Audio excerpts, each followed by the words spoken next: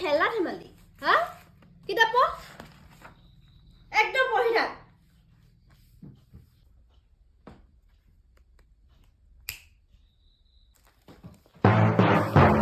ঐ তই মনে মনে পঢ়ি আছ যে চিঞৰি চিঞৰি পঢ় পৰীক্ষাত নম্বৰ পাইছে সেয়া মনে মনে পঢ়িব আহে মনে মনে পঢ়িলেহে মনত থাকে মনে মনে পঢ়ি কি ফুলাবলৈ আহিছে চুপ কি ফুলাবলৈ আহিছে চুপ চিঞৰি চিঞৰি পঢ় চিঞৰি চিঞৰি পঢ় চিঞৰি চিঞৰি পঢ় একদম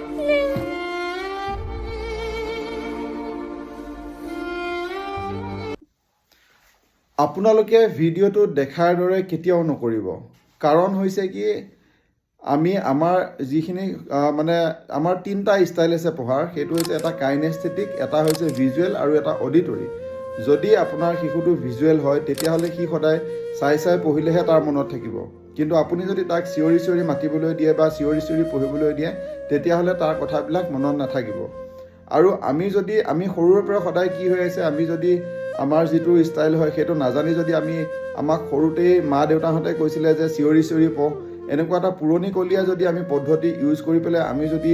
শিক্ষাটো গ্ৰহণ কৰোঁ তেতিয়াহ'লে আমি শিক্ষাত কেতিয়াও সফল হ'ব নোৱাৰিম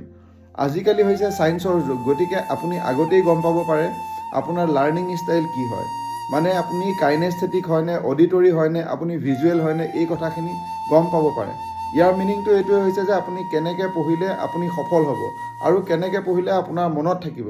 গতিকে আপুনি যদি এই কথাকেইটা যদি গম পায় আপুনি কেনেধৰণে পঢ়িলে আপোনাৰ মনত থাকে বা কেনেধৰণে পঢ়িলে আপুনি সফল হ'ব পাৰিব তেতিয়াহ'লে আপুনি লাইফটো আপোনাৰ বহুত ইজি ধৰণে যাব আৰু আপুনি একো কষ্ট নকৰাকৈ সফল হ'ব পাৰিব তো গতিকে মই সকলোকে আহ্বান জনাইছোঁ যে আপোনালোকে যেতিয়া ঘৰত ল'ৰা ছোৱালী পঢ়াব তেতিয়া কেতিয়াও জোৰ নকৰিব তেতিয়া কেতিয়াও মাৰধৰ নকৰিব তেওঁলোকক তো এনে কৰিলে তেওঁলোকে পঢ়াৰ পৰা আঁতৰিহে যাব পঢ়ালৈ কেতিয়াও নাহে গতিকে তেওঁলোকে যেনেধৰণে পঢ়ে তেনেধৰণে পঢ়িব দিব আৰু আপুনিও